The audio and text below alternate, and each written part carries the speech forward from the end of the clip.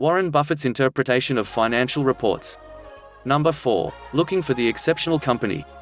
Where to find a company with a durable competitive advantage? Number 1. They sell a unique product. For example, Coke or Pepsi. The producers own a piece of the customer's mind. They don't have to change the product. They can sell at a higher price, as the customer's mind has a need. Number 2. Sell a unique service. For example, H&R Block and American Express. They provide a service the customer is willing to pay for. They are institutional specific, not people specific. Selling unique services that own a piece of the customer's mind. They can produce better margins than a firm selling products.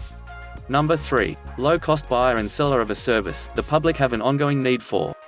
For example, Walmart, big margins are traded for volume. Their story is the best price in town. The customers keep coming for the best deals. All 3 examples bring a continuous cash flow year after year. Another business tip from Learn Accounting Fast. Next, durability, the ticket to riches.